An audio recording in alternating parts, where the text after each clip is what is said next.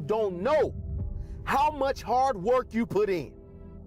But when it comes time to battle, you must think about each and every day that you put that hard work in.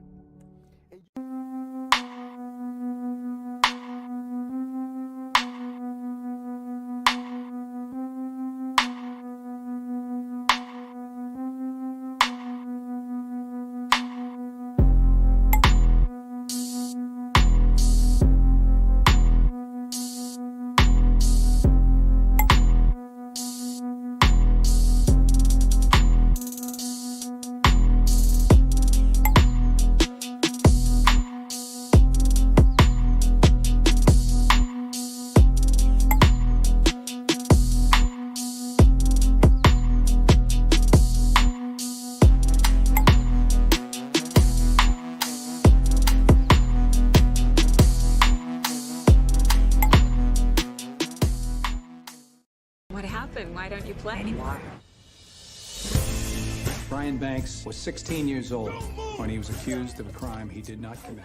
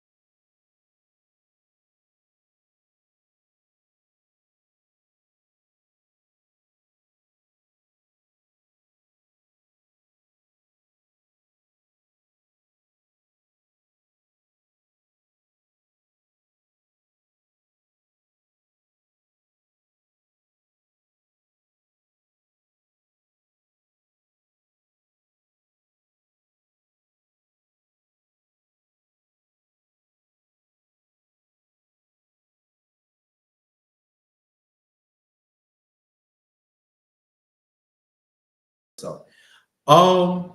Great afternoon to y'all. Glad that you're coming.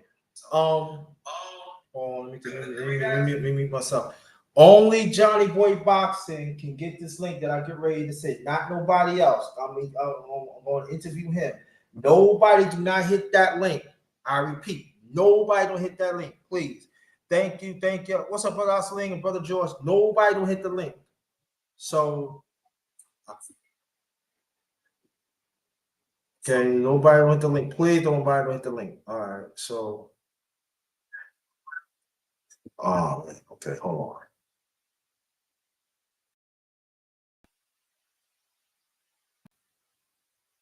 Let's see, hold on.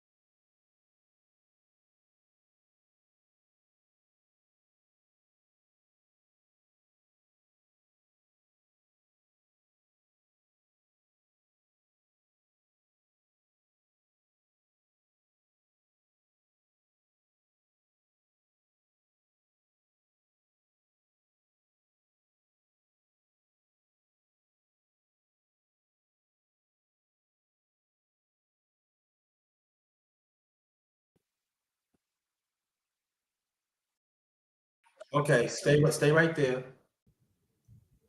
All Say something. right, yo, it's Charlie Boy. What's up? Okay, I'm Okay, I'm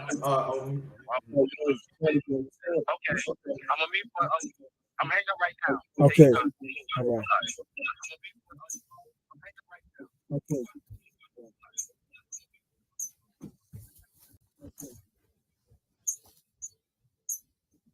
all right. What's going on, my brother? All right. How you doing, man? Sorry about that, man.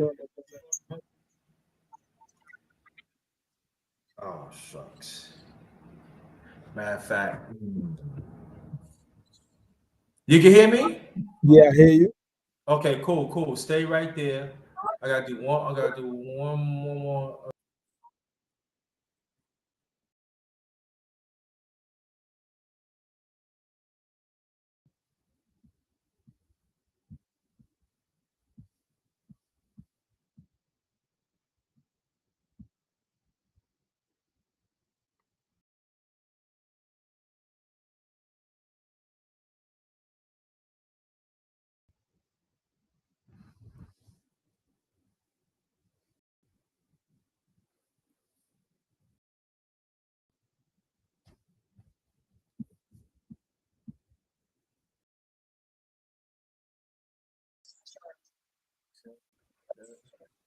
All right, there we go.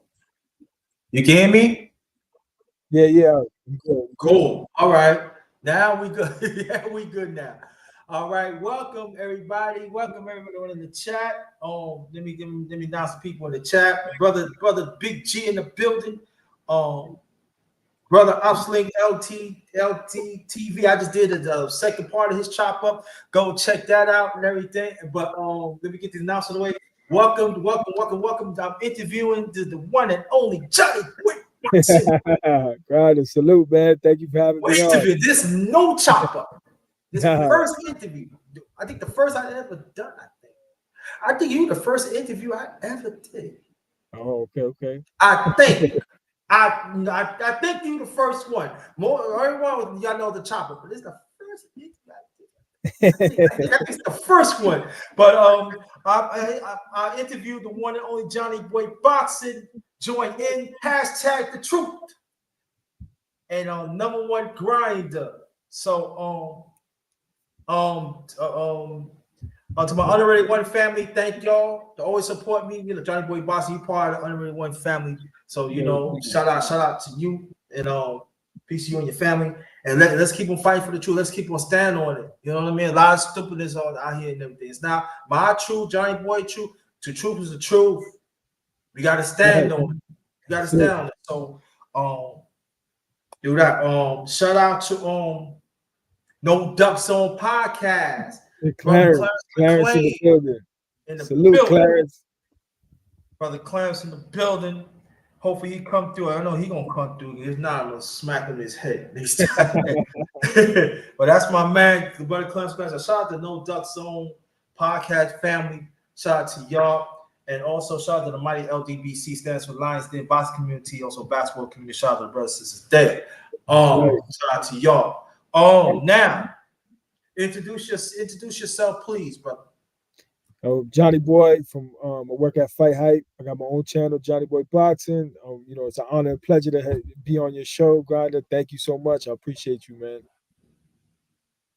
Yeah, I think you're right, George. I think this is my first interview. Let's find out I could do well like that. I don't know.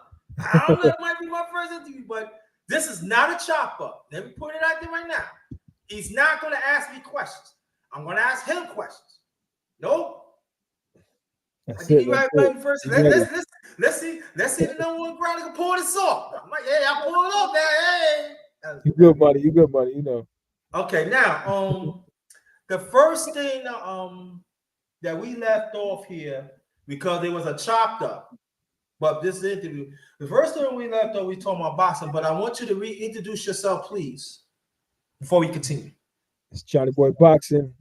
Working at Fight Hype. I have my own channel, Johnny Boy. I'm here with Grinda, man. It's a pleasure and an honor to be here, man. Thank you for having me. That's what's up, man. Yeah, glad you're here too. The thing is, hold on for 1 second. Somebody knocking the door. I'll be right back. Go tell me about yourself, please. While we can. Love this boxing game. That's it, man. That's what I'm here for, to do that reporting, get those exclusive interviews, you know, and just try to like be involved in the boxing community with everyone.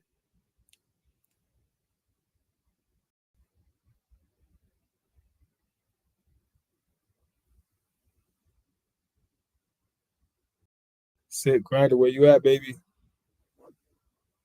I'm right here. Okay. Right here, you know,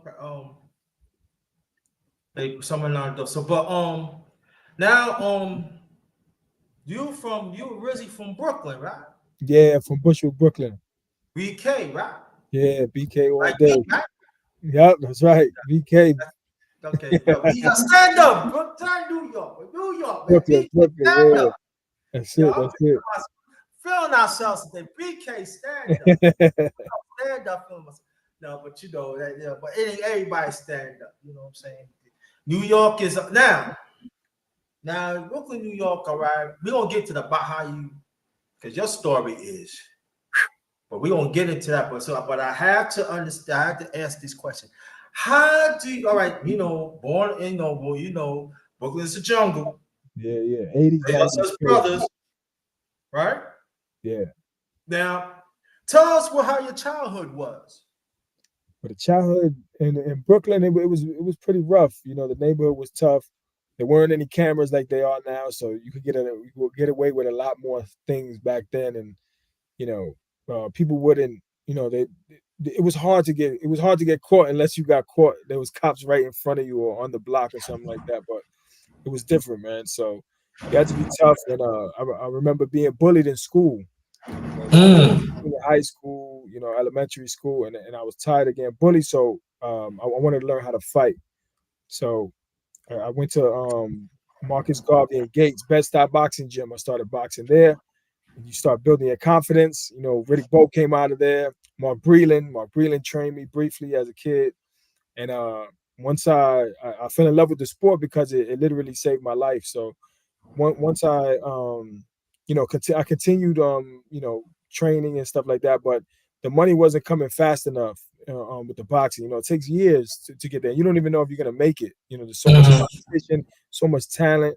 So I wanted to get the fast money, so I had to hit the street. You know, and that's what started for me. But you have to defend yourself. So then you start fighting, you get more confidence, and then now no one's gonna bully me anymore. You know, and Mark Breland, he taught me how to throw that right hand. You know, he told me when you extend it, he's like, try to snap it out like a whip, and it's gonna have more force on it. You know, and you punch through your opponent's face. So I practiced that a lot in the street, and I was successful. Yeah, but you know what? Before I ask this question, I noticed that everybody talk about Larry Holmes and his jab, because his jab was he's hurt people with the jab. But a lot of people don't know he once had to me, his right was very underrated. Yeah, I like Larry Holmes a lot. I think he had the best jab, and he definitely had a great right hand as well. Yeah, right hand. And I'm not saying that he didn't have a left hook and everything. He did. He had. I believe he had a lot of tools. When we talk about the greats and stuff, we don't mention like really Larry Holmes. You know, like at that time, I don't think it was the IBF was not around at the time. So a lot of people don't know he won 48 straight fights. And before he met Tyson.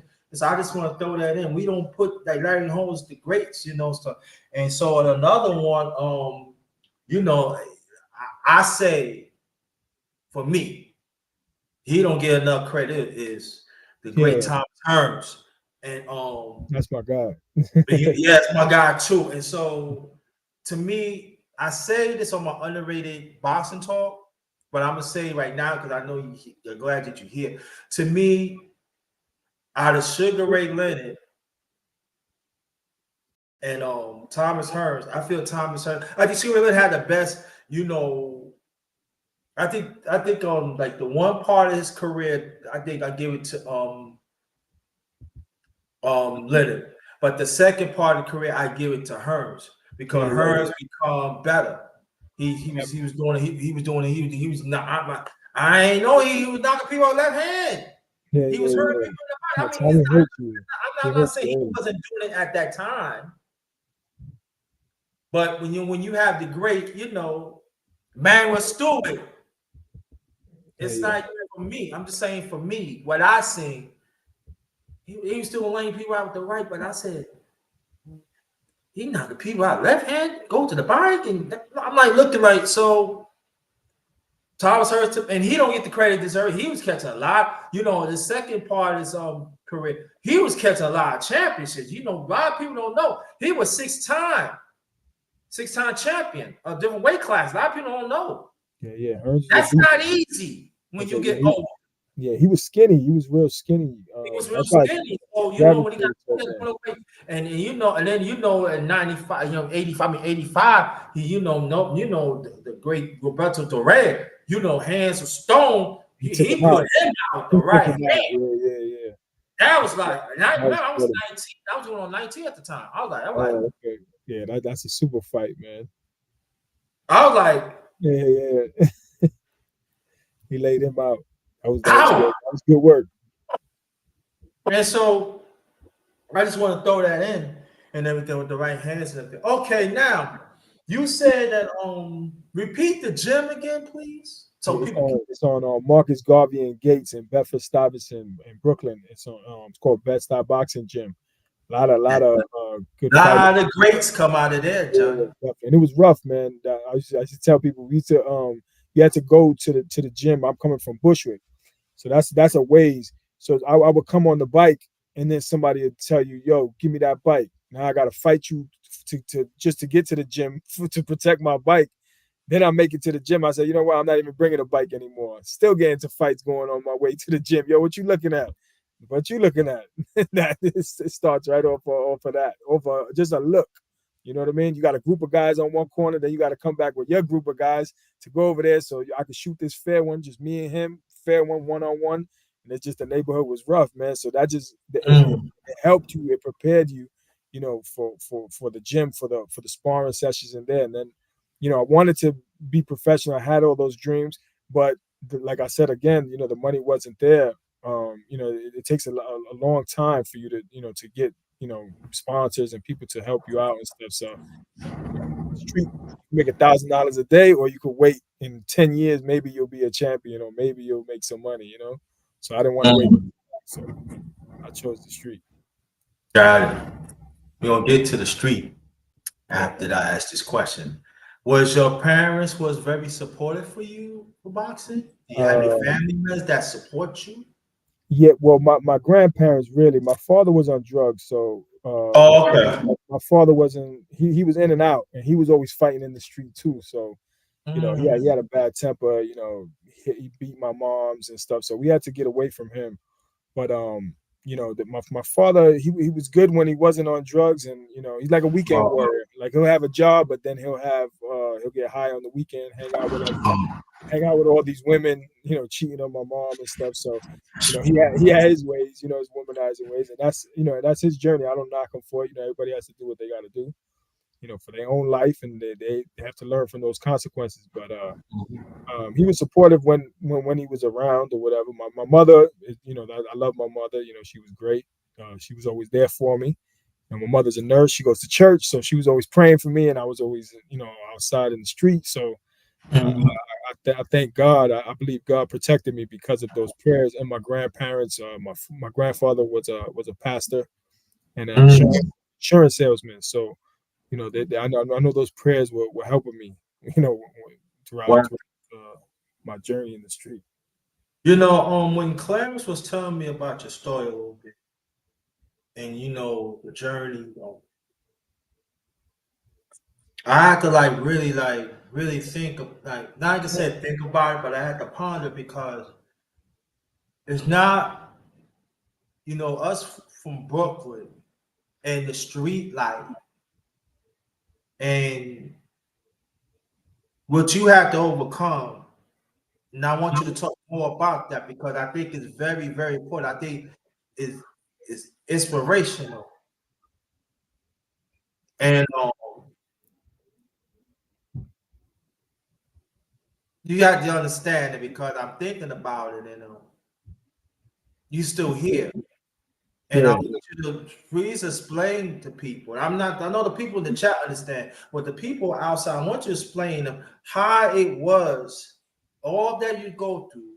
Get into the, you know, you was in the streets because you that means you in the street. We ain't going like we know we know what's up. But I want people to, I want you to explain to people while you was in the street life, explain how it was, and also when was that time that you got tired and wanted to do the right thing? I mean, the way it was in the street was that kill or be killed. So it's like the jungle. You got to act like an animal. That's how everybody acts. You know, when in Rome, do as the Romans do, right? So you got somebody trying to murder you, you got to defend yourself, right? You can't just Yes. let somebody run up on you. So you got to have pistols and you got to handle business, you know. But what changed my trajectory is just people getting murdered, my friends getting murdered and getting sent to jail. You know, the FBI, feds coming, and it's not a game. You know, you see people falling, so what you want to do is you want to stay on point. You want to learn from the older guys and learn from all the mistakes they made. You know, I never got high, I never drank, I never used drugs. I never wanted any part of that because I wanted to be alert in the street. I wanted to be on point for a rival or the FBI or some you know some type of enemy that could get at me. I want to be focused, laser sharp focused on getting away from that person or retaliating and being alert. You know, so I always try to, you know, stay away from using the drugs. You know, I don't want any part of that. You know, I didn't that was not going to help me, you know, survive. Wow. Now, after you survive, right, out of the street, out of the streets, right? What was your transition after that? Did you have a plan? Because you know, be in the streets now. Yeah. I went to truck driving school, and Okay. I jumped in the tractor trailer, and I tried to get away from all those friends. And it's hard to get away from the money because the money's, you know, you're not making the same type of money. So you like, man, this is hard work, and I'm not getting it like that. So but in the long run, it's going to pay off because you're still alive. So, I'm just, after going to so many funerals and seeing people, die. Even my father passed away in '94. He used heroin and he acquired HIV. So then he died Oh, wow. from AIDS. So that whole life is just drugs, just ravages communities and families and all that. I have like 14 members in my family that died of AIDS, from drugs to having unprotected sex, all kinds of crazy stuff. So that that period of time, 80s, 90s, was like ridiculous. If you think about New York City at that time, I spoke to BVO about it. But in 1990, the most amount of homicides in 1990 was 2,242 murders. Right now, there's about 400 murders. So that's like an 82% decrease in crime and homicides. So you can imagine in New York City, there were about 500,000 drug addicts with a $200 a day habit. Now that's a lot of addicts running around the streets, stealing cars, robbing people, raping people, just to get that money, to get that fix, to get so they can feel better. Because that heroin, you get dope sick, you have to get high, or else that pain is intense. It's incredible. So just imagine how the city, you got 500,000 addicts running around in a city of 8 million, just robbing and stealing all day for that $200 a day habit. And the city was a war zone. 80s, 90s, you had to be tough, you had to be rough. And I can tell you numerous times, I've been shot, got shot in East New York, Brooklyn, had a fight over there. So I got shot, my shoulder came out my back. Oh, wow. My back. I'm all the way in East New York. The Jamaica hospital was closer, we didn't know, so I had to go all the way to Woodhull Hospital in Williamsburg. We drove down Bushwick Avenue. Wow, that's right off. If I'm not, that's right off Flushing and Broadway. If I'm not mistaken, right off the J train. Yeah. So well, Eastern Parkway and all that. Yeah. Yeah, I know that. So, yeah. So it was rough over there, man. And just you think about your life, and you continue, like I said, going to funerals and things, and things in my own family and stuff. And it's just like, it's not a life that you want to do. So I started going to church too. So I got to give a shout out, Jesus Christ. That's the only reason why I'm here. He gets all the glory. So I got to give him the credit for keeping me here this long. And it's a blessing to be here. And, I'm thankful every day, for being alive. Now, let me ask you a question. Why all that we was going through, that you was driving trucks back then? No, I started driving. I believe when did I start driving? I think it was 2007. I started driving trucks, tractor trailers. Oh, okay. Yeah. Now, when you were saying you was got the trouble and get shot, that was back in the 90s, right? I was like 98.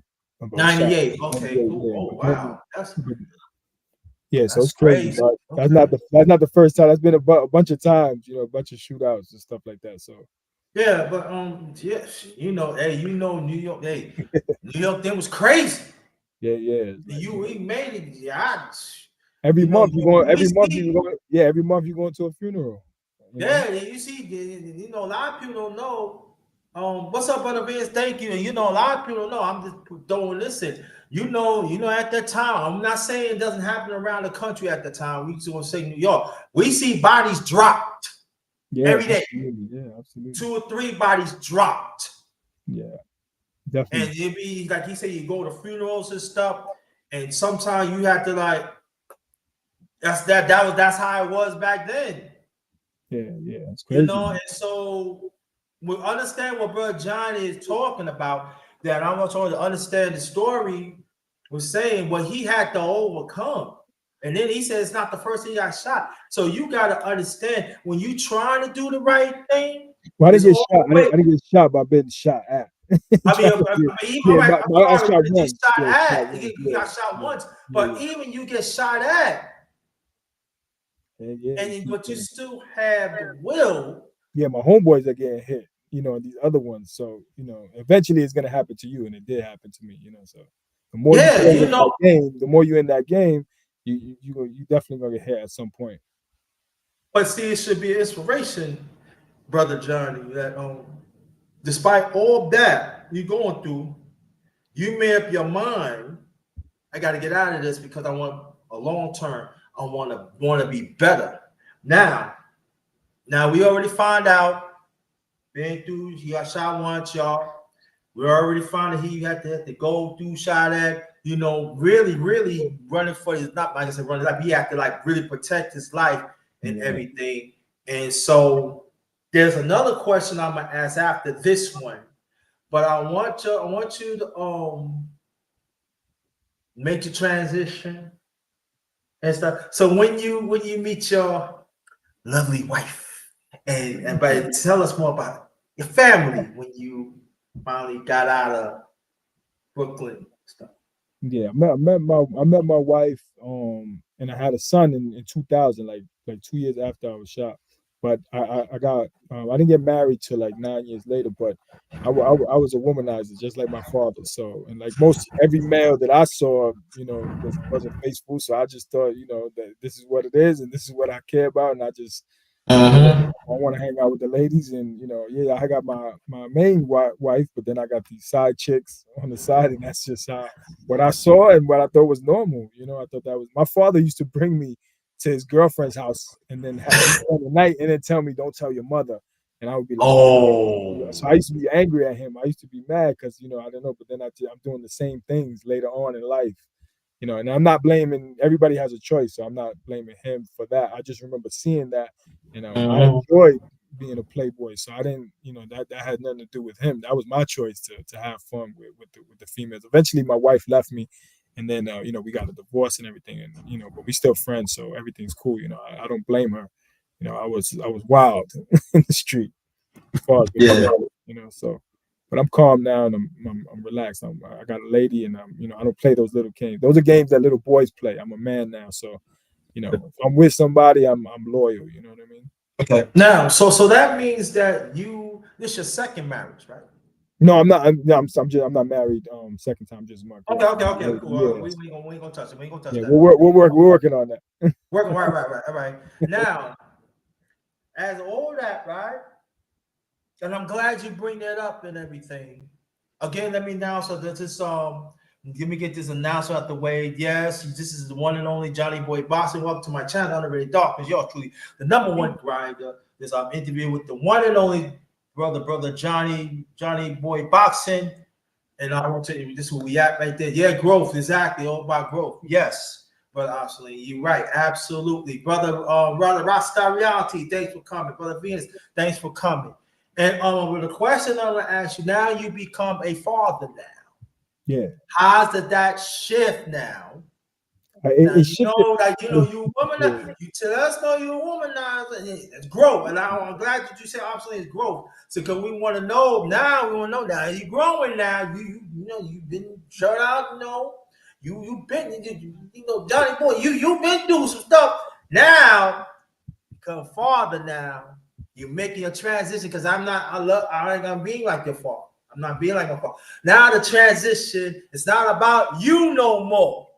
Now you become a father in the family. Yeah. How that transition happen? I mean, I slowed down a little bit, but not too much. So I'm still hustling. I'm still in the street. I'm still at different ladies. I mean, I'm coming home like 7 in the morning. My son is just going to school on the bus. My wife is like hitting me outside in front of people, like, "You just came home now." And I was wild, man. And it slowed me down a little bit, but then I just put my foot back on the gas, and I'm like, I don't know how long I'm gonna be alive, so I want to live as much as I can, and enjoy, the money and the women as much as I can, because tomorrow's not promised. You don't know if you're gonna be here. I might be the next one at the funeral home. So I was living wild. Okay, after that, when that was changing. Well, but when my wife left, that's when it started to hit me. Like, I'm going out every night. I'm going to clubs, Manhattan, Queens, Brooklyn. I'm all over. I'm staying in different girls' houses, and I just feel like, man, I just lost my whole family. I'm like, I'm bugging out. I got to slow down. And then I started reconnecting and linking up with my son and my ex and stuff like that. And I try to stay clear of all that. Okay, now I'm glad, and I just want to let you know, brother to the brother, I'm proud of you. Thank you. Appreciate that, man. I want you, because us as men, especially brothers, We do not. We fail to understand and recognize what we have to overcome. We always like, he just no. So it's like people don't want to give you flowers. They ain't all about giving flowers. I mean, it's part of it, but on behalf of my channel, I know the people still here and stuff like that. We want to keep on. We want to salute you. And even out of all that, I gotta throw that. Even out of all that, that could make you angry. You don't want to. You want to. You want to alienate everybody, because but you still here, and God is letting me know that God is in you. And I think that is important that we have to understand. I know people say it's sound cool. Brother D Hall in the building. That's another channel you need to check out. Brother D Hall doing some big things. So he already promised me that he gonna come here. So we're gonna get him right here in the near future. And also Johnny, before we continue, Johnny Boy Boxing, you're gonna see him a lot more of underrated boxing talk. Because don't tell nobody, because where he worked at and everything, he gonna give me give me on the low. Don't tell nobody. Johnny Boy, they heard it at least. Man, I can't even keep it secret. But you're gonna see him a lot more of he already left. You're gonna see him a lot more when I stop back the underrated boxing talk on this channel. So watch out for that, and so we're gonna get some, and also Brother D Hawk, because but that's gonna be down the road, so don't worry about it. Now, all that and everything. Now, how do you met the one you with right now? Well, and plus you move out to where you at right now.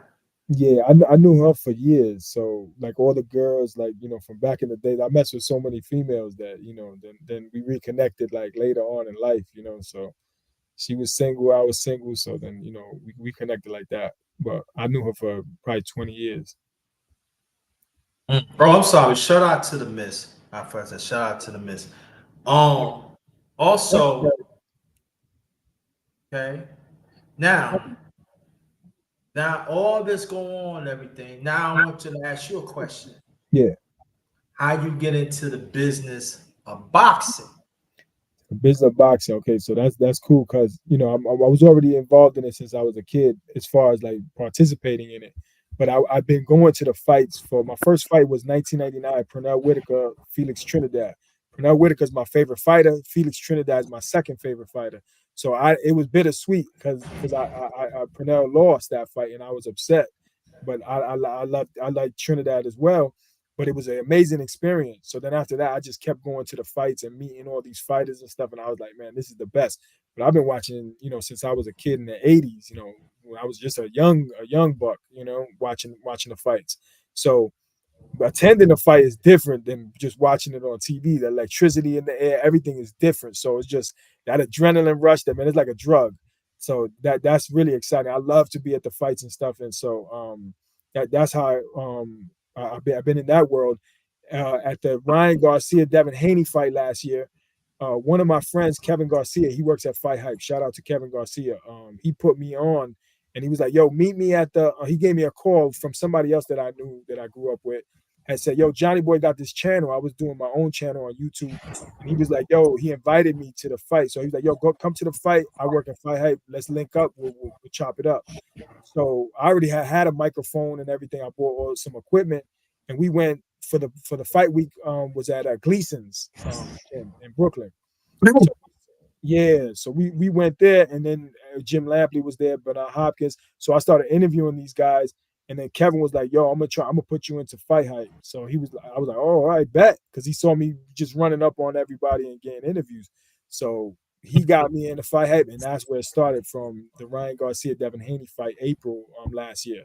And then ever since then, I've just been at the fights. I'm linking up with everybody, getting a lot of interviews and stuff, and I'm trying to get my name out there. So it's been a great experience so far. Wait, now how long you been with Fight Hype? Only a year. Only a year since that Ryan Garcia. That was my first fight. I didn't work for them yet. I was doing my own interviews, but then shortly after that, like the next week, I was already at Fight Hype because Kevin Garcia plugged me in, and then that's how I started working. And then I'm just started networking. Like me, I'm a hustler. So if it's the street or if it's the gym, I'm a network. If I get your number or we can, you know, do some business, then I'm gonna try to make it happen. You know, so I'm real aggressive like that. I'm not here to play games and wait and waste time. If I see you, yo, what's up? I'm gonna run up on you. You know? Yeah, yeah. Now, I see you wear your. I like the merch you got. I mean, I see your shirt, Yeah, man. yeah, I appreciate it. Thank you, man. I mean, like, could a brother get one? I would say. Yeah, I got you, man. You already know, I just, man. got to mess with you. Nah, you know, man. I wear this ugly yellow shirt. There's a funny story with this. The reason why I got the yellow shirt is because it's outstanding, and I don't like the color yellow, but I know that people will remember me. So I said, let me wear this ugly shirt so that I can get the people to remember, and everybody remembers. They be like, oh yeah, you the guy with the yellow, yeah, Johnny boy, yeah, Yeah, yellow is bright, and I yeah. mean, So like, I look in the crowd, and everything is black and blue. Like they have dark colors, red. But I'm the only guy with a yellow bright shirt, and everybody sees me on TV, so they're like, "Yo, I see you, man. You on TV." yeah, can't miss yellow now. I mean, Exactly. sometimes So it was wear yellow. strategic. I was strategic with it. I can't wear yellow though. Yeah, It's yeah. bad enough I wore some pink. Yeah, I only do it for the fights, man. You'll never catch me. Oh, okay, yeah. But I mean, people say, "What you wearing yellow?" I mean, listen, me dark Banana skin man, yellow wearing outside. I mean, like, and I'm saying, like, if it's like the event, like if I promote my, I put it like this, right? If I get a pass, like promote a fight, right? Like you do, right? Okay, I can see myself doing that. Yeah, But to really go out, street a party, I'm not partying. me neither. Listen, Yeah, I'm not doing all that. No. Listen. Now, let me tell people. Listen, I'm a grown ass man. There's some stuff that you don't supposed to be supposed to wear. You're a real man. You know what I'm talking about. Yeah. Brother McClain, we talked about that big head of yours. Let me stop. Yeah, Thank you so much. That's another channel you need to check out. Yeah. D Hall, you need to check out. He's working. I like the shirt. You know, women gonna like the shirt because it's yellow, but I mean, I'm not gonna tell you, brother. That you don't want to do. But they smash the like button. That's another channel. Check out Brother Clarence McClain. No Ducks on podcast. That's another channel. Brother D Hall, that's another channel to check out. And my sister right here, 12 Bells, that's another channel to check out. And everything. They a part, I consider part of the family and stuff. George, hold that thought because we're gonna ask questions. Matter of fact, hold that question on Brother George, because within 10 minutes, I'm gonna start asking y'all to put your question in the chat, but not yet. We want to get a little more out of Johnny Boy Boxing first. But now. Matter of fact, you know what? I'm gonna do one thing, but start putting your questions in the chat. But let me explain this to y'all.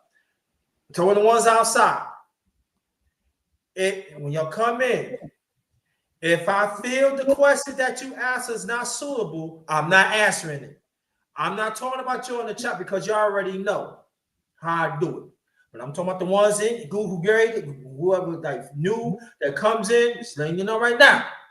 Now, Brother Johnny want to answer, that's on him. But I have a right to screen it.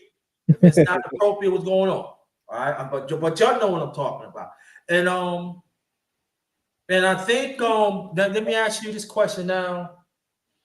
The status of boxing. I'm talking about the business. Yeah. We get to the fighters in a few minutes. Put your question in the chat, family. I got you. I just want to, put your question in the chat. So tell us the business of boxing in what you see. Give us a percentage of satisfaction what you see. But with Turkey Al-Sheikh entering boxing, it could be good because you get the fights that you want. But then it's like he controls everything, and then he's like, he controls the narrative of what's going to happen in the future. So I don't know, like him and Dana White was supposed to be working for this Canelo Crawford fight. Now Dana White is out of it. They changed the date. It was supposed to be September 12th. Now it's September 13th.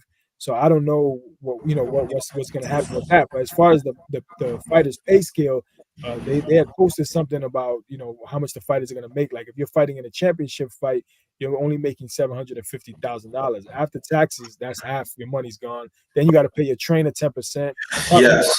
you know, what are you coming home with? And I'm risking my life while these guys just sit there and collect all this money from the networks, from sponsors and all this stuff. So I don't agree with that. And you see a lot of fighters at UFC, they complain about Dana White.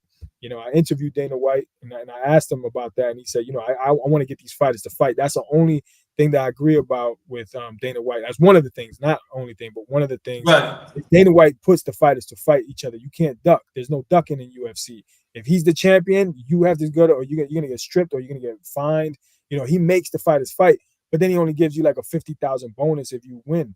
You know, and if you're not at the top elite level like a John Jones, you know, you're not getting that type of money. That's why Ngannou, for instance, Ngannou went and made that $8 or $10 million with Fury, you know, facing him over there. So I don't agree with that. And him and Turkey working together, it seems like they want everybody to sign, all the big fighters. All right, yeah, you guys sign with us, Crawford, Canelo, you know, all these big names. And then once you get locked in, all these lower tier fighters, they're not going to get paid as much as the you know, the big guys, you know, the big names. They're not going to get that money. So I'm all for fighters getting paid a lot of money, being that they risk their lives. Look at Gerald McClellan. Gerald McClellan's is still a vegetable. And where's all the fans at? They don't send any money to him. They don't go visit him. You never see him in the news. You know, he's on assistance. So, you know, you have to take care of these fighters. These guys are putting their lives on the line for us. Compensate these guys. Have a union. You know, set things up for these fighters for the long term. And if you spend your money, that's on you. You know, if I give you $1 million and you spend it, you can't say, "Oh, but you made all this money." No, you got to be financially responsible yourself as a fighter. And you know what? And before I ask this question, brother, Johnny, Yeah, that's another name, Gerald McClellan, that we don't talk. I ain't talking about. I'm talking about other people. yeah, Y'all know what exactly I'm talking about in the chat too. When we talking about Grace, we don't talk about Gerald McClellan. yeah. He's the G man. He's a great fighter, man. He's a great fighter, but everybody see him that when he fought. Oh my God. On the version of what is the Hawk, Julian Jackson, my guy. Julian Jackson, right? My guy, everybody see. Oh, he fought Boy, he beat him twice. He wasn't. He was beating other fighters too, but they was ducking him. Yeah. See, I remember because I used to watch him because they think Julian Jackson back then was very unstoppable. Yeah. He was and but we never really talk about Gerald McClellan as one of the great ones too. And in the way how boxing has treated him, it's a travesty. Yeah. And I think that sometimes now I'm gonna ask you this question. But I did some digging. I ain't gonna say digging. I was looking at channel. And I remember you was talking about on one of the videos how African Americans I'm saying boxers of color being disrespected. Yeah. Like, I want you to I know. Yeah. I've seen it myself. And I know there are some people don't want to talk about it because you know money is involved and stuff, other things that we, you know, and I know you bring it up too much and that, but it's happening. Tell us for what you outside looking in, because you've been in the business of boxing for a minute now. So we're gonna trust what you say because what you see. Why it's still happening? That's the first question. The second question is how do we media keep on put the foot of the ones that cause it to stop it? The first question first. Repeat that first question again. The first question is, how I'm gonna put this? I'm putting it a different way. It's why racism is still happening. The ones that looks like us. Yeah. Why? I think that's going to continue to happen because just the nature of man, you know, the opposite of you know the spectrum, the color spectrum. It's just going to be, that's just how it is. When they have like the Great White Hope, when you have those fighters that you know, they excite the Caucasian crowd, you know, that they get a lot of attention. And then, you know, is that you know, the African American fighters or the black fighters are so talented that when they're always in the limelight, they have that skill. You know what I mean?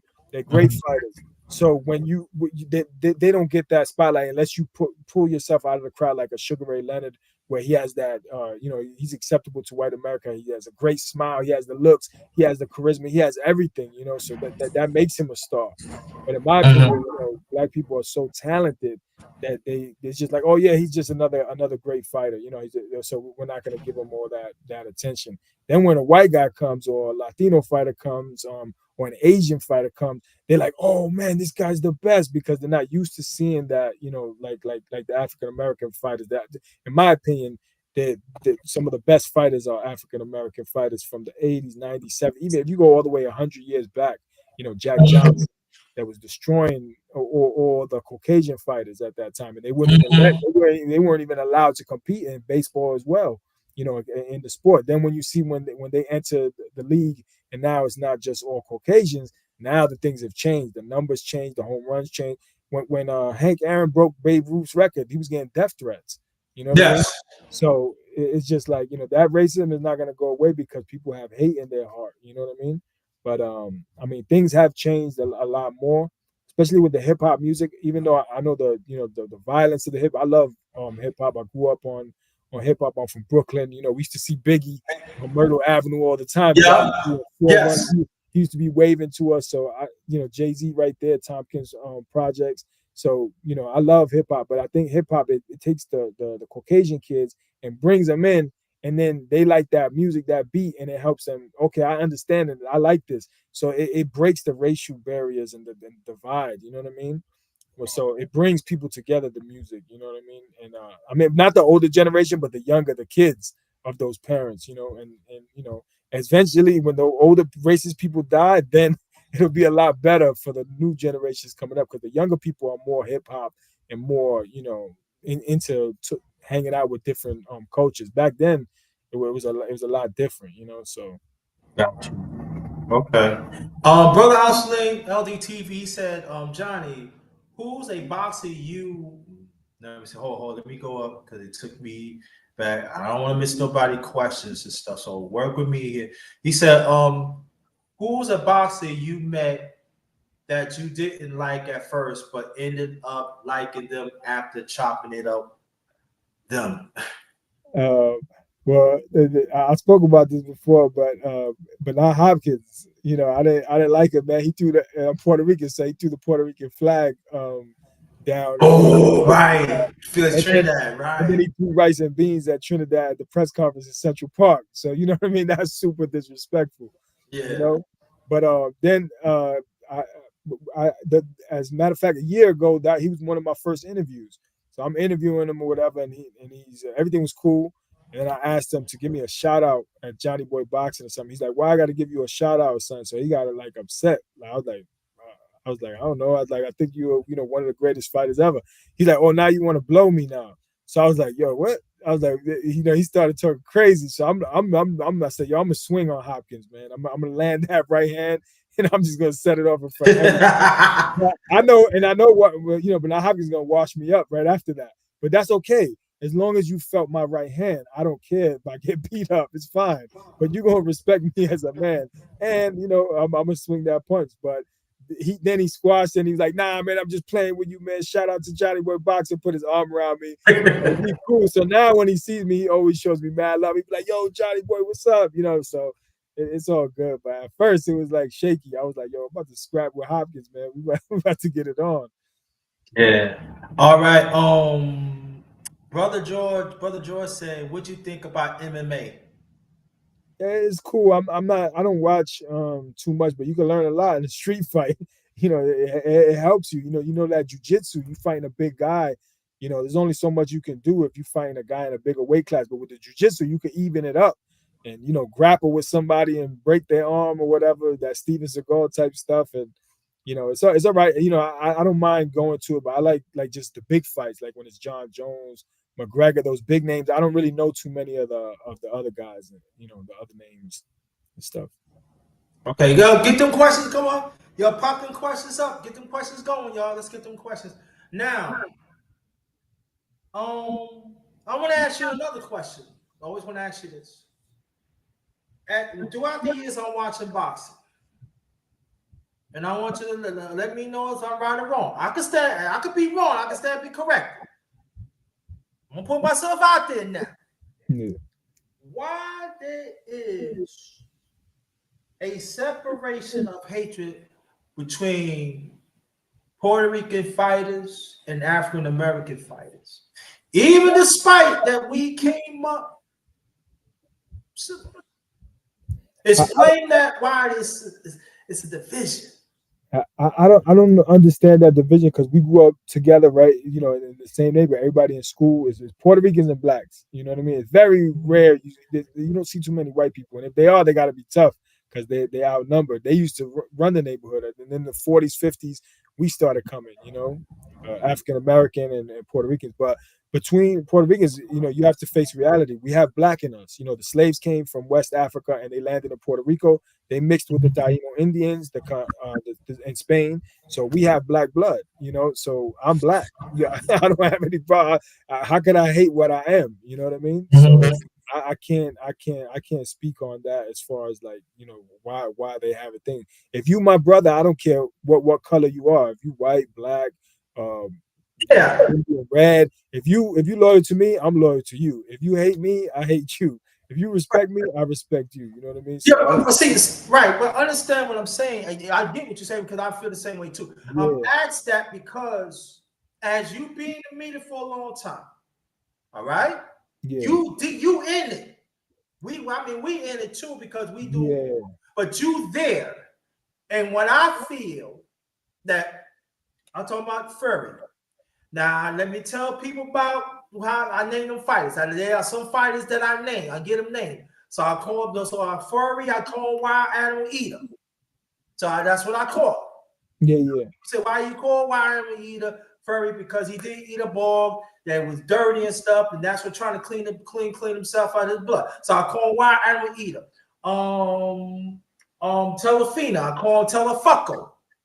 Oh yeah, Because of what he's saying when he's saying things. So I just want people to understand when I bring these names up and I give certain information, I want people to understand I go by what I see and what I know. So Telefucko, that's Telefino. Wild Animal Eater, that's Furry. That's just a few. There's some that y'all will know on Boston Talk that when I'm doing that, but I'm not gonna name. But I just want to bring that up. Now, I said that it is safe to say for the last 2 years, it was some great fights happening, even the undercard. Is it safe to say that? Great for what? What undercard? No, let me say maybe I put it this way. For the last, I said for me, for the last almost 3 years, we have seen great fighters, top card, and then I feel the undercard got some great fighters. How do you feel about that? Am I my right obsession or missing something? Yeah, as far as like the cards are not good enough, like they have good. Yeah, I think no. I'm saying for me. Yeah. And when I see the card, I see some great fighters, and I think now there's some people had certain debate of the undercard, but I think the undercard is much more better. Like for me, for the last 3 years that we see in the past. Oh, I said for me. Yeah. With things are switching around with different promoters and everybody. Remember, they didn't want to work with each other. Like Oscar didn't want to work with Top Rank. Top Rank didn't want to work with PBC and so on and so forth. Now they're all forced to work with each other because Turkey's coming in and he's taking everything. You know, he even offered to buy Top Rank and Oscar De La Hoya. He already bought the Ring magazine from Oscar De La Hoya. He sold it for $10 million to Turkey, right? So, you know, Whoa, I didn't mean to cut you off. Hold up. I heard. Why not back, please? Turkey Al-Sheikh bought the Ring magazine from Oscar De La Hoya. Oscar had that for years. You know what I mean? So now, if you notice, you can see it on YouTube. Ring magazine is blowing up. They're doing their own interviews. They want to get rid of reporters. They want to control the narrative and control the entire event. So things are changing. And now that Turkey's coming in and working with Dana White, now you see Oscar De La Hoya, Top Rank, and PBC. Now they're starting to work together. Matchroom boxing, you know, they were supposed to have Eddie Hearn was supposed to be a part of that Canelo Crawford deal. And then he took it to Dana White. Now Dana White's not involved in it, but you know, that happened. So we don't know what's going to happen in the future with these promotional things. So we don't know how these cards are going to be stacked. You know, they'll be different. So we just have to see how it plays out, and hopefully the cards will be better. But Turkey Al Sheikh, the card was stacked at the Times Square event with Ryan Garcia, Rowley, Devin Haney, Ramirez, Teofimo Barbosa, but just no one performed. No one performed. That's not his fault. He did what he had to do, you know. But the fighters didn't. You know, Devin he boxed intelligently. He had to because he had to build his confidence back. But a lot of people say he ran. Teofimo probably had the best best thing of the night. He just got fired by Turkey for using the N-word. You know what I mean? Yeah. So that's that penalty. And now he's kissing butt and I'm sorry. Turkey, I'm just trying to promote. That's not promotion. That's racism, man. And that doesn't belong in boxing. Yeah, you know what? And let me say that Brother McClain have been saying that for the longest, besides you. And I think Brother D Hall had to say something about that too. So this been going on for a minute now. And then, but see, this is the thing about mainstream media. Now I want to get to mainstream media, that how they want to hide this side. But when you have to turn this side, they don't want to hear the truth. Yeah. And that's what Brother McClain and Brother Johnny Boy Boxing and D Hall, what they telling us. I mean, I'm saying it too, but they want to get rid of us. You hear what I'm saying? Look at the Times Square, right? Yeah. They put the media, and Brother McClain did talk about his channel. So shout out to Brother McClain. How do you gonna put the media in a restaurant? And then people feel there ain't nothing wrong with that? I know something wrong with it. And so for me, is now you letting one man see. I don't want to go obviously because I could talk about the history, how they treat us as us. I don't want to get into that because that's gonna like say we're away. I probably on my channel. I probably talk about that, the history, how they treat us, and about boxing and stuff. I get into that because I didn't like that. I don't like because you disrespected. I'm talking about us as a people, period, and you cause a further division between African American fighters and Puerto Rican fighters, and now what you're saying is that we don't count. Even in what's in the media, that we don't count. It's got to be somebody that have to count. But again, I'm not going to get into that because that's going to be like political. Yeah. And I'm not going to get into that today. But trust and believe, after my birthday, I will cook. I'm going to cook on that. Maybe I'll probably cook on that on my the underrated boxing talk segue. Yeah. And I'll probably bring Johnny Boy Boxing and anybody get into that. Because let's go to continuation. I just want people to know before we continue, that's gonna be a continuation of the dirty business of boxing. How America let mainstream media letting it happen because they collecting those dollars. But we're gonna get into that after my birthday. I just want to bring that up. We're gonna get into that. D Hall said, what's your thoughts on the Caleb Plant lost? That father time and the wear and tear that Caleb Plant has been taking, is finally catching up. And that kid Resendez, he landed some pretty good shots. He was active. Tough Mexican fighter coming forward. But Caleb Plant, he's getting up there. He made some good money. Maybe you can see him fight maybe once or twice again, and I think he should call it a career. I don't see that he's a strong kid and he's tough and he's durable and he has a lot of heart, but I think he might have too much heart. And I think you've done everything you had to do in the game. So I don't think that Caleb Plant should continue much longer. Got you. Now let me ask you a question before we continue. Yeah, we did. Let's do it. Yeah, we're gonna do. Yeah, I'm gonna bring that. Yes, we are. Yep, we're gonna do that. But explain to people why that we just talked about. We just talked about. Yeah, D-Ho, I want to be part of that conversation too. Yes. We already talked about how they're trying to get rid of us as media. But at the same time, tell us, people outside, why it's so important that us as to doing it the right way. right? Tell why we important, and you can put yourself in it too. Well, I think it's important for us to be in it because you have different opinions. If it's just Turkey Al Sheikh and his narrative, then you're just gonna hear what they want to push out, his reporters and what you can't speak about. But everybody has a different opinion, and the more media that's at an event, the more eyeballs will be on the sport.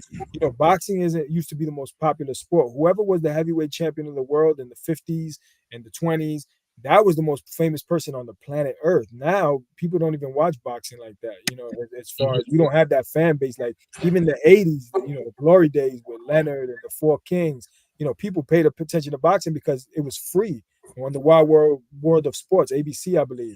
We were able to watch a fight and get that exposure, with Ray Leonard and taking everything, and Ali when Ali ran things in the 60s, 70s and stuff. So it's just it's a different game, and you have to you have to let the media stay there because to have more people involved in the sport, social media helps to reach these people. These young fans are not interested in boxing the way it used to be, so they not, in my opinion, they need us to cover all these fights. Clarence talks about it all the time. No Duck Podcast, he talks about it all the time. The media needs us. I mean, Yes. the fan, they need to see it from different. We need to be all over the place because if it's just Turkey Al Sheikh and his reporters talking, then you have to just, you might not like that flavor. I want to go to another channel. They can't have a monopoly on the sport, but they have so much money. They're printing money every single day with all that oil that it's hard to beat them.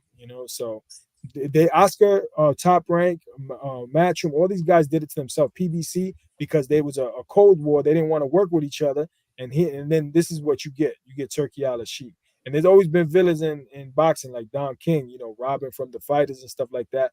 But I don't know if you pay attention to the news and Turkey Al Sheikh and what's happening over there in Saudi. There's a lot of things that are happening behind closed doors. If you pay attention to the media, but. Got you. Okay, before we get to brother Obsolete, shout out to you. Ask Johnny, does he rock with women's boxing? Yeah, definitely. I rock with women's boxing. I was just with Clarissa Shields and Papoose. Papoose is my man. He's Brooklyn, so he showed me mad love, and I love the way Clarissa fights. I'm going to the Katie Taylor Amanda Serrano fight. I was at the first one. I was at the second one in Dallas. I'm gonna be at the third one at the Garden. The next day we'll be at the Shakur Stevenson fight and Edgar Berlanga in Queens. So I'm a big. I love the women. They do their thing. I can't wait to see Clarissa Shields fight again. She's the best ever, in my opinion, as far as the females, doing phenomenal things. She's so talented, a great person. And I can't wait to see the Katie Taylor, Amanda Serrano trilogy, the rubber match. Got you. Before we continue, brother D Hall is going to have on his show today. I mean, on his live today. He's going to have he's going to have she's going to be on 4 p.m. Eastern Standard Time. Is it? Let me know, brother D Hall. Is it facts? And I'm gonna have a woman BKFC fight on today. There's Brooke Evans. Please stay tuned for that. So go to his channel and go. Shout out to brother D Free Sports. That's another channel. Please check it out. Always bring the real about boxing and other phase of sports and other sports and other life. These are great channels. Brother McLean, D Hall, Brother Obsolete. These great channels, we gotta support it. If we said that we want the real boxing, we're talking about boxing. We would say we want the real boxing. We gotta support it. Brother McClay always say, "Put me into it." But like I said, Underrated Boxing Talk will be coming back soon. Don't know when, but it'll be back. And so, please support that. So I want to go support that. Women's boxing is in effect and everything. And also, Brother McClain, he do amateurs. And D Hall, he doing his thing in Barry Boxing, and then also Brother D Free and his channel. There's bare knuckles. So, that's a question I want to ask you. What you think about bare knuckles? That's a question I want to ask. Thank you, Brother D Hall. What you think about bare knuckles? Yeah, I mean, I fought a lot of bare knuckles in my day too in the streets. So I mean, I'm with it. I like the bare knuckles, but I mean, it's dangerous for the fighters, man. I hope they're being compensated, you know, because it's even they should make more money than the fighters because of the protection, man. You got to take that, you know, you got to take that risk. But you know, shout out to them, man, for putting it up, you know. Yeah. So now you talk about Kalen Plant, right? And we have been watching the last few years. And but we know I'm gonna get off that. I talk about that on my channel because that's unfair. Which fights that you want to see happen? Obviously, And also I want people in the chat ask too. What fights that you want to see the remainder of the year? For the remainder of the year, but obviously, I want to see Shakur versus Tank. I think that's one of the biggest fights in boxing. So, you know, we have to see what's going to happen with that. But that won't happen this year because I guess they're fighting in October. Lamont and Javante signed for the rematch, so I'm eager to see that fight. To see what happens with the winner of Canelo Crawford. You know, where do they go from there? You know, I don't know how that fight's going to play out. Obviously, Canelo will be the favorite because he's in a higher division, a bigger man. But Bud at the face off was, you know, he was taller and bigger than Canelo Alvarez. He's a damage. And I think he has more skill, but I definitely think Canelo has more power. So, you know, the things are evening out, and it's like, man, that's going to be crazy. So, it's a good fight, you know, that could be made, you know. Yeah, Brother McLean said, "Damn, Johnny." Yeah. Now, man, I almost gonna ask certain questions. Man, I had a question that said, "Damn, Johnny." Now, yeah, it slipped my mind. Yeah, I just see said, "Damn, Johnny," making me laugh and stuff. Now, but the other question I want to ask you: do you think we're going to see? Now, give us a fight right now. Even the people in the chat, give us the fight that you think that maybe the media is not, maybe somebody's not talking about it, but we need to watch out for. I'm trying to think what division. Well, the Bevo Benavidez fight needs to happen too. I would like to see that. Against who? Bivol and Benavidez, I feel that they have to get together because, you know, Benavidez was successful against David Morrell, and you know, Bivol beat Better Beef, so they're in the same division. They would talk to him about it, and then I think Turkey stopped that fight. He didn't want to make that fight, so that's see what I'm saying? Like, Yeah, right. Matter of fact, we yeah. did talk about that when the first time you came, you did talk about that a little, right? Yeah, so Turkey stopping that fight, so that I don't agree with that. If he wants to make the best fights, he's paying so much money and he's losing money. He said he lost 20 million on the Madrimov Terrence Crawford fight. You know, he lost that money. Times Square, I don't know how that was a success. All those fights, they didn't really, you know, I didn't hear any people saying, "Wow, these were great events." Even the Tiafimo versus Barbosa, which was probably the best fight of the night, it wasn't like, wow, I just saw the greatest fight. You know, this is an incredible matchup. So the way they blocked off everything and you couldn't see, like you said, put the reporters in the restaurants. I was in the street and I rode the Batmobile all the way with Ryan Garcia. I was getting like an NYPD escort. So I had a great time. I bumped into Terrence Crawford, bumped into Abdullah Mason, Lennox Lewis, Jim Lampley. I mean, everybody's right there. So I had a great time on the outskirts of it. But yeah, I just think you know, Turkey. If he wants to make those big fights, Benavidez, Bivol, that's a great one. Trying to think, 154. You have Fundora. You know, Crawford was there for a hot minute and then he left, so I don't know about that. But 147, Jerome Boots Ennis and Tiafimo was supposed to fight. Then because Turkey fired him, that fight was in jeopardy. Then he's supposed to face Devin Haney, or they said their Boots rejected it.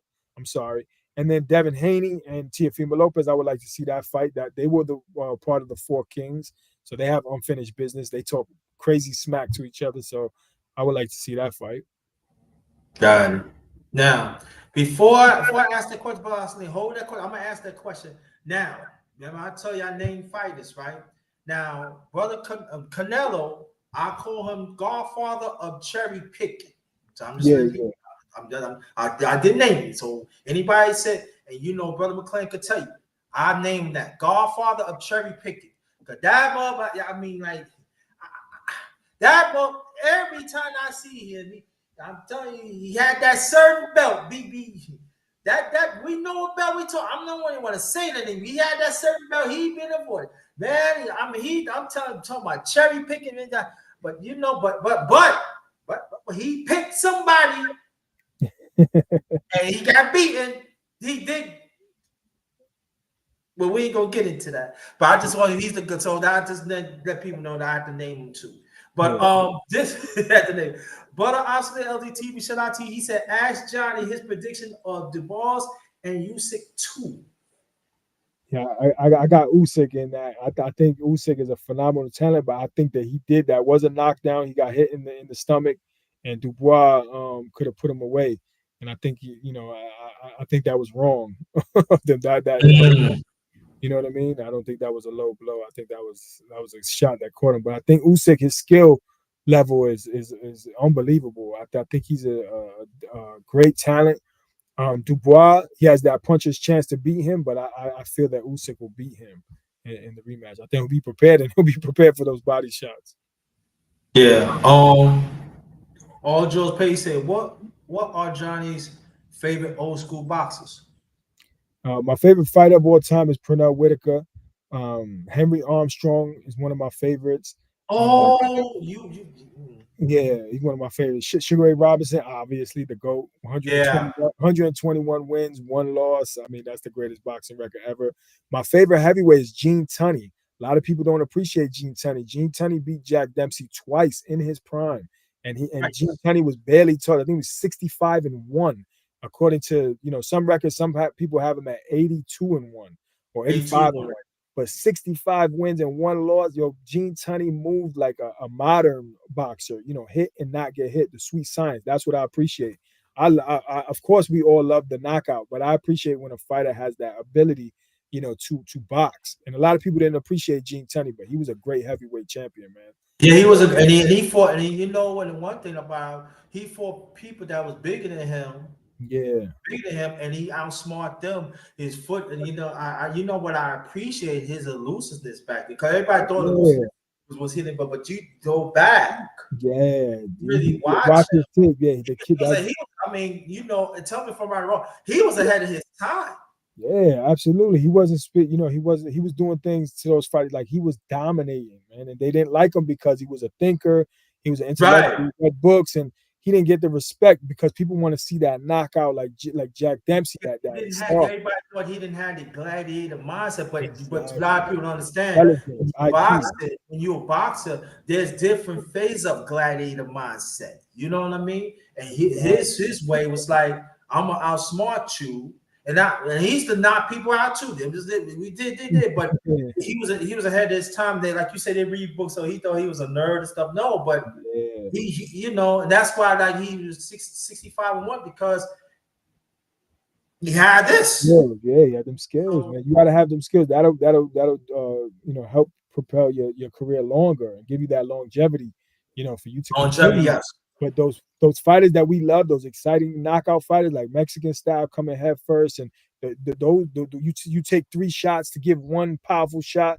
The fans love it, but you're not gonna have a long career, man, and you're gonna have No, damage later on in life. And then where are the fans? Like I said, like Gerald McClellan, all these fighters that the fans love them when they're fighting, and then once they're in a hospital or they're not talking the same. Look at Wilfredo Benitez. He's all messed up. one of the greats. One of the Yeah, greats. and he was the radar. He had the defense, but he still took that punishment. And these fighters. There's another Puerto Rican fighter. He's forgot his name, man. I know people know what I'm talking about, but he's in a vegetable state right now. Like he has his family taken care of him. He's a young, good-looking kid, and you fight for the fans. You got to fight for your family first. And if your style, if you can get guys out of there, then that's fine. But protect yourself at all times. Even after boxing, protect yourself. So you got to think wisely about your career. Yeah, and also before I to talk about that, he said right, definitely was not a low blow. And also, a lot of people don't know Wilfred Benitez. He was one of the few fighters that won the title when he was 18. No, 17. Google it. 17. I'm Yeah, sorry. youngest 17. champion in the history of the sport. He was the youngest, Youngest, right? youngest ever to win it because he Youngest lied. ever, He right? lied on his birth Not certificate. 18, Yeah, not 18, 17. So he was the 17. youngest. Yeah, the youngest To ever. understand that what Johnny Boy Box talking about, he was in the veteran status. He was doing this for a long time, family. But he was the youngest. But look what he had to pay for it, though. He made history, the youngest. But and where's the that's money? You know, those medical bills. No one's, who's paying that. Now his family is a burden taking care of him, and I'm sure they they love it. But I mean, they love him and they want to take care of him. Give me 1 second. Let me just charge this. They they care about him and everything, but it's just not the same. You have to do it, and it's not. You got to think about your health. Like Floyd Mayweather says, the less punishment that you take, the longer your career will be. yeah, So exactly. More questions. How long you could be on, brother? Huh? How long you could be on? Oh, I'm on. Don't worry, I got you. Let me just plug this thing in. Welcome, y'all. Welcome. Yeah, the one and only Johnny Boy Box. How long you could be on, brother? Because I know that. Yeah. I'll be on here for a little bit more longer with you guys. Okay, cool. So I said about another 30 more minutes. Yeah. Okay, we got 30 more minutes, y'all. So any questions you want to put in the chat, please do. We got 30 more minutes. He's gonna give us 30 more minutes and stuff like that. Now, let me ask you this other question. Now, we talking about the media, right? And I know we talk about that. And we see other faces of the media is being shut down, shut out. Yeah. And we see the money's supposed to go to us, but it's not really going to us. And the question is, maybe if I think I probably asked this maybe an hour ago, but maybe I did because it ponders my mind. Let me ask this question. Yeah. Do you think that the powers that be, I'm talking about the business of boxing, I'm talking about the heads of the business of boxing, they're gonna do whatever they can to take the media out? It depends. If Dana White is involved, if you see his events, because I asked some of the fighters, why aren't we covering UFC events? And they told me because Dana has his own media, UFC. You can't go in there and just freelance and try to bring cameras, and they'll block you out. So once I heard that Dana White and Turkey were getting together, I said, I see what they're doing. Ring Magazine will have their reporters. The Ring and TKO Boxing with Dana White's gonna have theirs, and we're gonna just be shut out. But that's not beneficial, like I said, for them as well, because we need as much eyeballs as we can to get on the sport, to get as many people interested, because young people are not going towards boxing. They watch basketball. Basketball is probably the the most popular, the most famous sport, out, because it's so action packed, fast, boom, a bucket, boom, shot, points. Boxing, I actually, in my opinion, it would be the best, but you got to change it up. Like right now, me and you and I, we go to, I remember Max Kellerman talked about this. We go to a park right now. We're going to go play baseball, right? There's some guys playing baseball on the left. You got some guys playing basketball. You got some guys playing soccer. A fight breaks out in the park. Everybody runs to the fight. Everybody leaves their sport. We want to see who's fighting right now. Somebody's having a fist fight. That's in our DNA, to see what's happening. Oh, somebody's having a fight. So it could be the best sport, but you have to change things around. Maybe Turkey can help with that, but I don't think that having a monopoly over that, then we have to just agree with whatever Turkey gives us, and blocking out the reporters. I didn't agree with that. And blocking off for the fans. You want the fans to be excited. Like if you see those fights in Saudi, the fans are not cheering, that whole place is dead. But if you go to Vegas or you go to the Madison Square Garden, people are screaming, going crazy. You need the crowd. Even they were saying Ryan Garcia wasn't even active in a lot of these fighters because there's no people cheering. You know what I mean? So I think that's something that Turkey Al-Sheikh doesn't understand.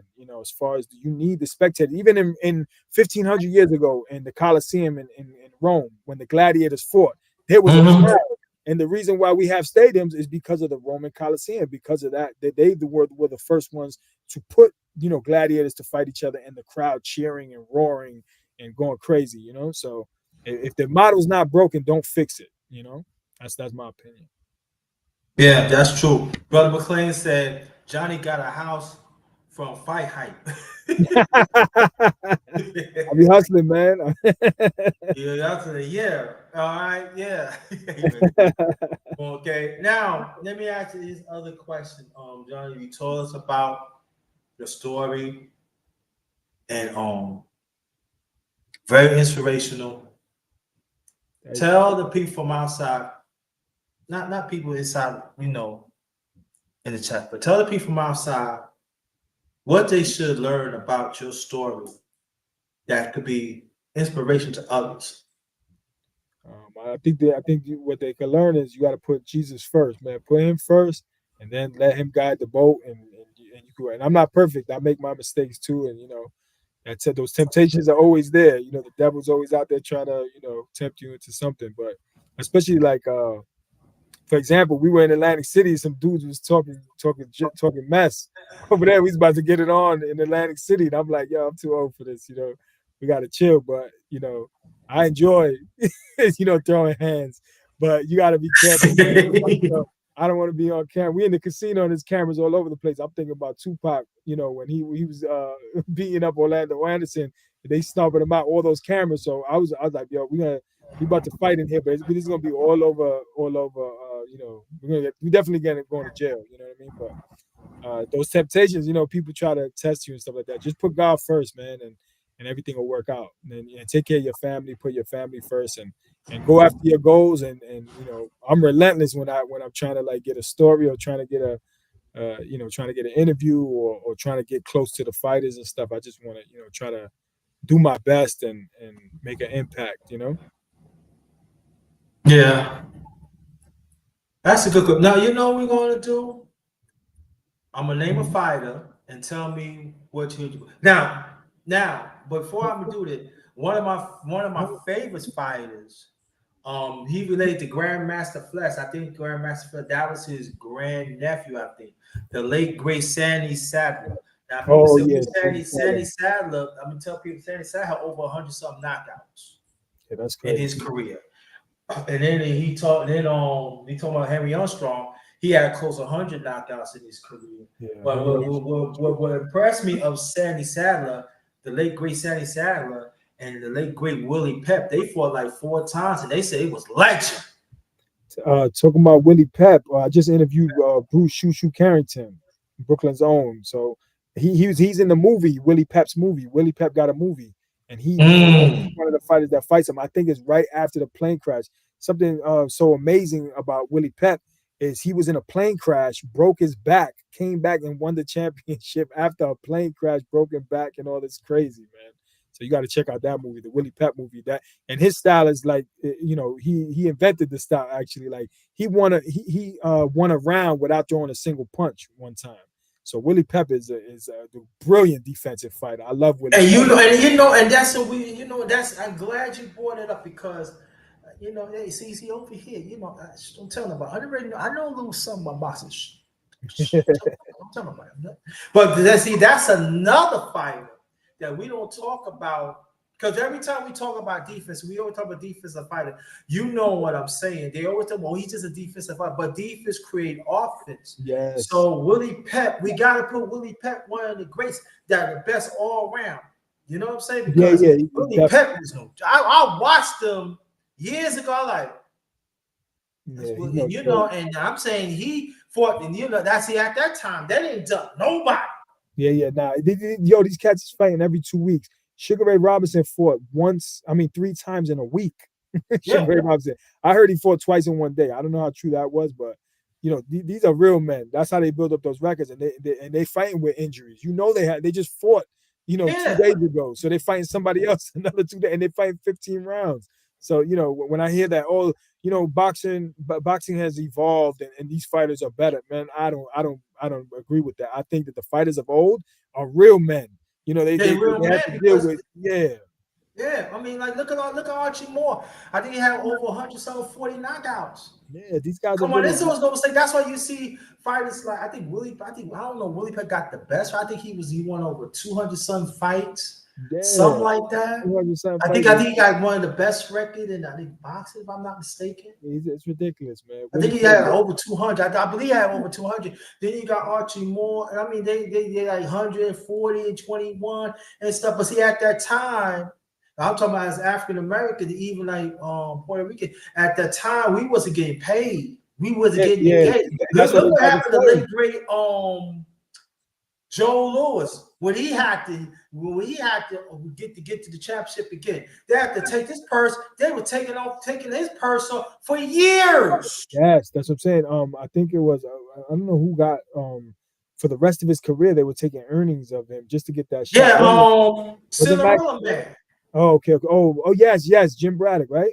Jimmy Bradford, yeah, he was taking the Okay. purse. And Jimmy Bradford was a former champion, but see that's Because what of that I'm saying. racism. Because of that It racism. was racist, yes. Yeah, that's not fair. Eating off his plate for the rest of his life. You know what I mean? Then he had to come back, and you know he couldn't. You know, Joe Louis was living at a hotel casino in Las Vegas.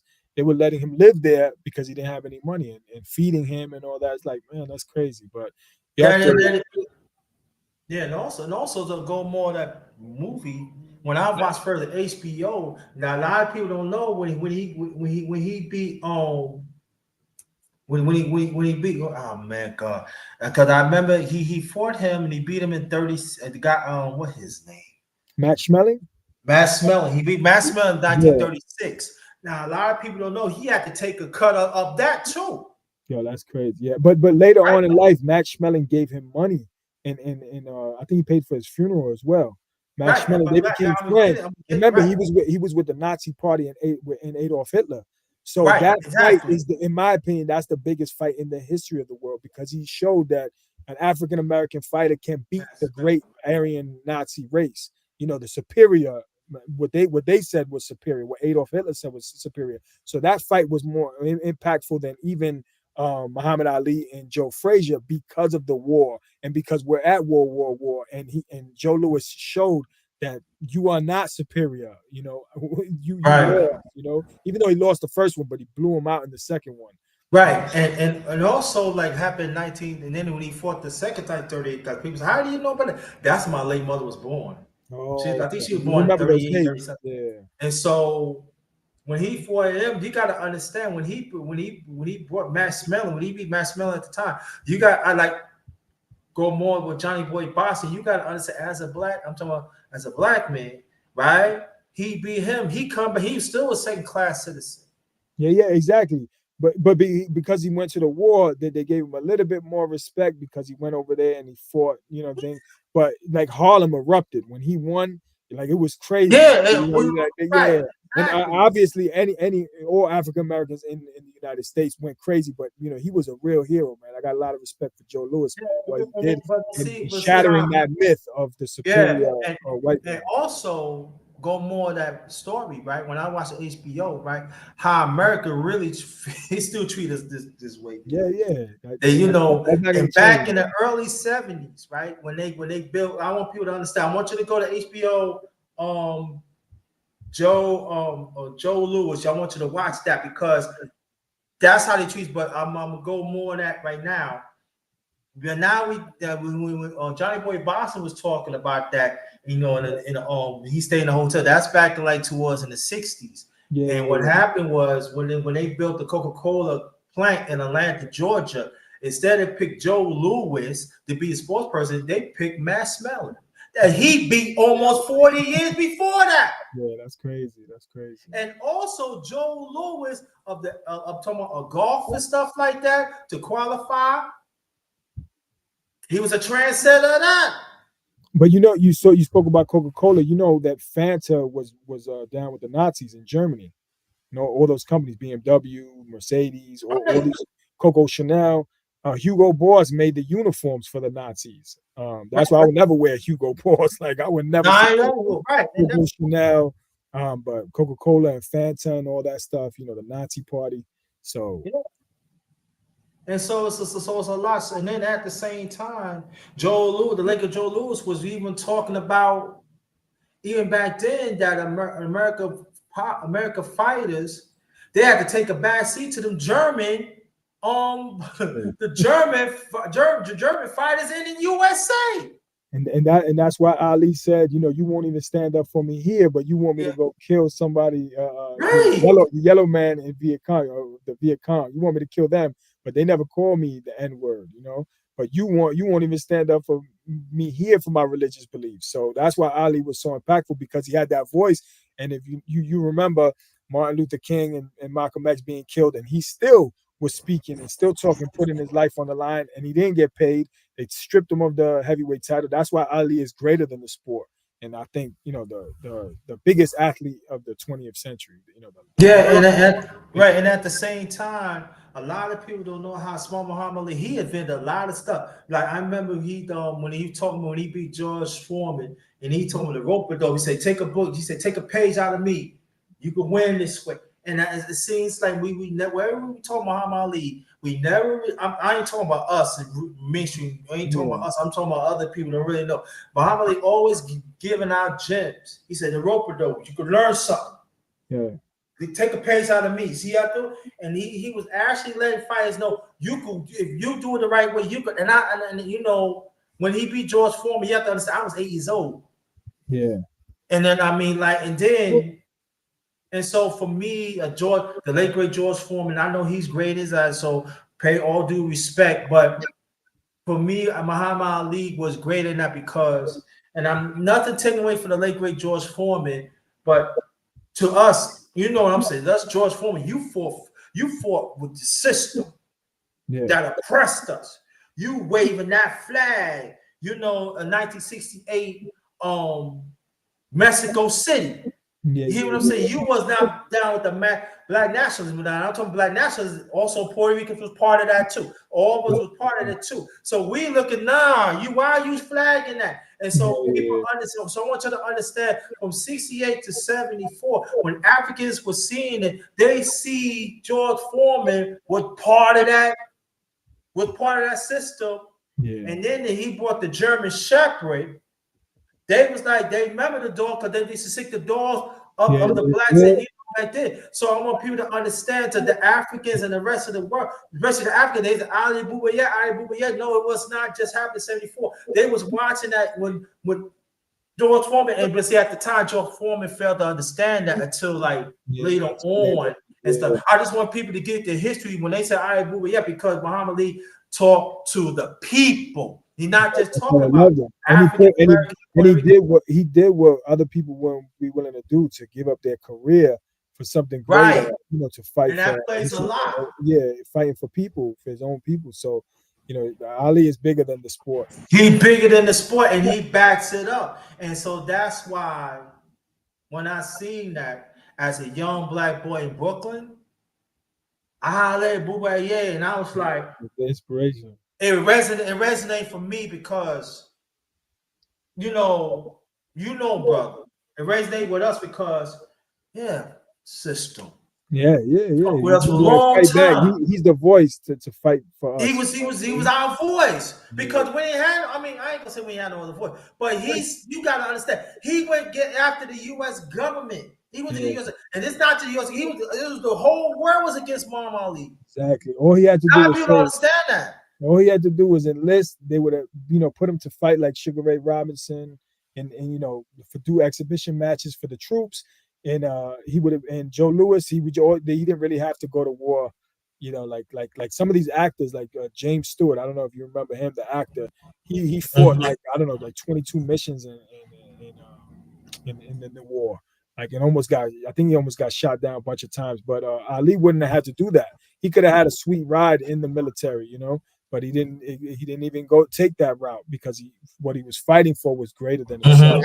And he sacrificed his pay, his being threats of violence against his family, everything going against the United States government. So you have to give Ali that credit. And that's why, in my opinion, I love Cassius Clay as a fighter, the young Ali, even though I know the older, wiser Ali with the rope-a-dope with George Foreman, he had the intelligence, but the skills and the speed and the reflexes of Cassius Clay when he was Cassius Clay is just phenomenal. I think he's the greatest heavyweight.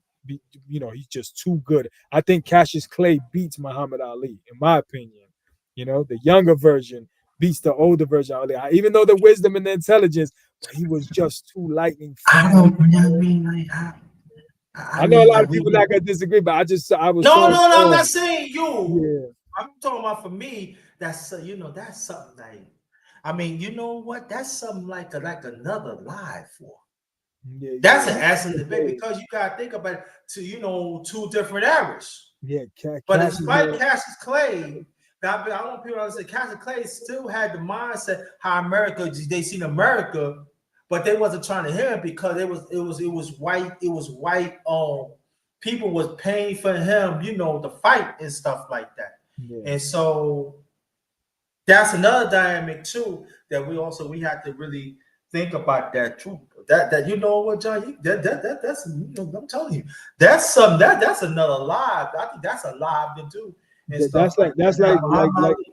putting Pretty Boy Floyd versus Money Mayweather. Like who was better? You know what I mean? The younger version of Floyd or the older version? So you have the wisdom. Floyd had the wisdom, but he had the reflexes and the grit, and that that he'll knock you out. The Pretty Boy Floyd.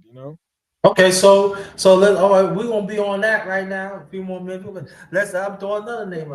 We just talked Thomas Hearns. Oh, Tommy Hearns, yeah, I'm a tall, I'm 6'1", and I was 140 pounds soaking wet when I was a kid. So my favorite fighters were those taller fighters like Mark Breland. That's why I gravitated toward Mark Breland, Tommy Hearns. And Mark was telling me like about the right hand. He's like he used to spar Tommy Hearns, and Tommy Hearns would throw that right hand. He's like, you got to be careful because he'll set these traps and pour out that jab. And that's just, to blind you. And then when he blinds you, that's when he's going to land that right hand. And I was always trying to perfect that right hand because I wanted to land that right hand. That was the target punch that I wanted to implement in my game. So a lot of respect to Tommy Hearns. He was a killer. He was a hitman for a reason.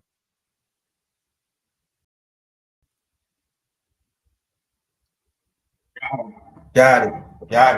Another fighter, Roberto Duran. I liked Roberto Duran. I thought he was an amazing fight. Some people say he's the greatest lightweight. I think Pernell Whitaker is the greatest lightweight. But Roberto Duran was an amazing fighter. He was beaten by Wilfred Benitez because Duran didn't have like sometimes a discipline. I understand his upbringing. He was dirt poor. They fought just for food. For breakfast. Lunch, dinner. So Duran, I give him a lot of credit. But even when he fought Tommy Hearns and lost, he said, "Oh man, I was hanging out with girls the night before." You can't make an excuse. So he was hanging out with girls. He was getting high. He was drinking. So his discipline was off the charts, and he struggled in Panama. They really, when you think about being poor in America and being poor in third world countries, it's not even, it's like night and day. They sleep on dirt floors. They don't have a clean water. We have a lot of things here. Like I remember Akon, the rapper, he was talking about he came from Africa and he came to the projects in New Jersey. He's like, man, these are like hotels, these projects, compared to where we sleeping in Africa. So, Duran had a rough upbringing, but he just didn't have that discipline. If he was disciplined more, I think he would have been even greater. And he's still considered the greatest lightweight of all time. Yes. So. And also he went to other weight class and won big too. But I understand that because when Durant started, I think he started fighting. They said 69, but I think he started maybe 66, 67. I was born 66. Okay. So I was reading about it, but I think a lot of people don't know that. I think he started before that, but he was drinking and partying and stuff like that. And he started getting, I think like he started getting serious maybe like in the 70s and stuff. But like that's an excellent point because how about he was really been disciplined? Yeah, But we still put Durant as great now. A lot of people consider him the greatest lightweight. I'm just biased because Pernell's my favorite fighter, but right, I can understand why they say Duran because he accomplished all those weight divisions and he did it. He was a beast. A prime Duran is a nightmare for any fighter. Any fighter, right? And we got to put Willie Pep up there as well. You got to put Willie Pep, and also you got lightweight, right? Yeah. And lightweight, Sweet Pea. Yeah, definitely. And so there's a whole lot. But Another fighter. What another fighter? Now, oh yeah, you brought up Harry Armstrong, the late great Harry Armstrong. Yeah, a beast, man. He put his head in your chest, and he's gonna be on you, man. He's gonna get Almost. I think he almost come like 7-time champion. I think. yeah, 3 weight classes. I think there was only 5 weight classes at that Right, time. 5 records at the time. Right, I think Yeah, he was and going he for was 4. like, I think, right. yeah, 3 or 4 or something, man. He did something like phenomenal. Like if he was around today, man, a lot of these guys wouldn't be champions, man. You know, a lot of these fighters. I respect the old time fighters, and I think Me too. there's too many fights, man. They're fighting. These guys fight. You're lucky if you see them twice a year.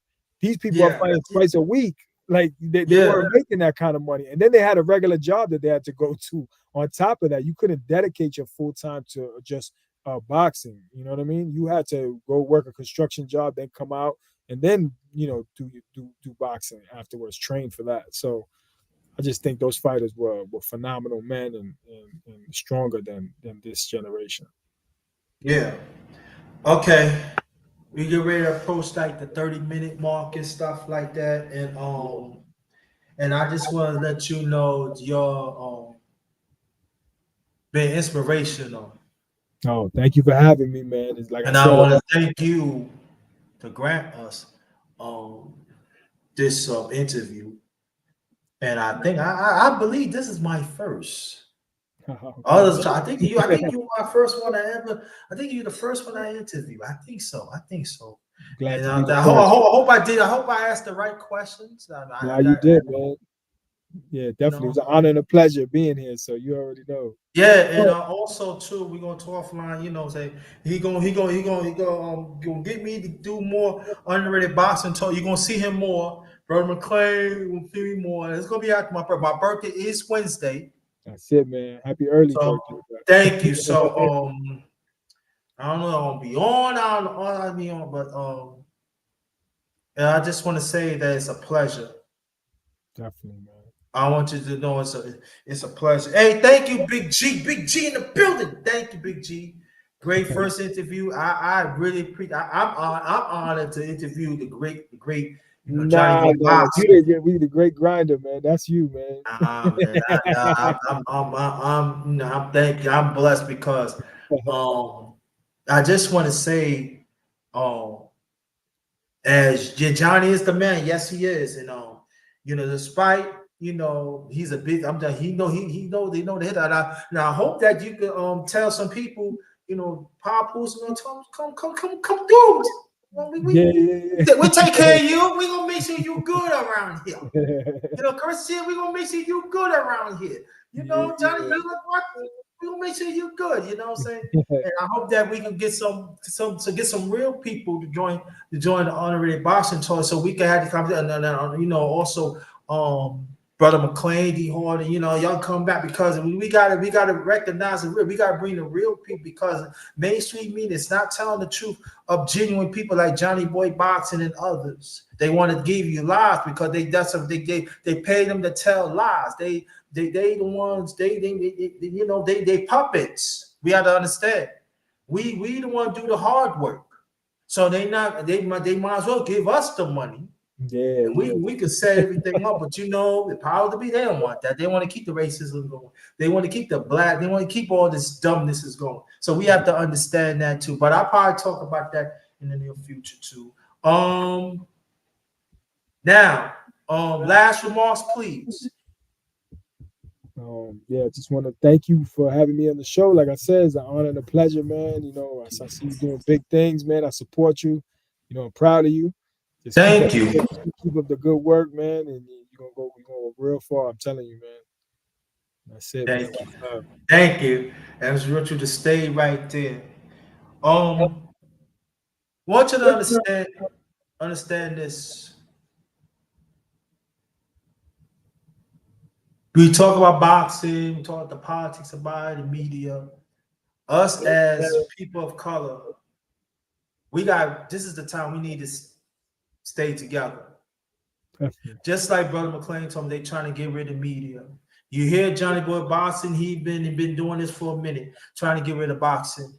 We cannot let that happen. So see who you are. I hope you hear us because I'm not afraid of this system. You need to cut it out and understand that boxing always built up real people who tell the truth of media. You are disrespecting the ones that laid the foundation that tells the truth about boxing. That like you got the Brent Sugars, Burstein, and others. You trying to take those voices away, and then the ones like Brother McLean, B Hall, and others. I include myself, Brother McLean, include yourself. You got to know the history. We got to know the history. Definitely. And so I'm talking to America now. Mainstream media. We know who you are.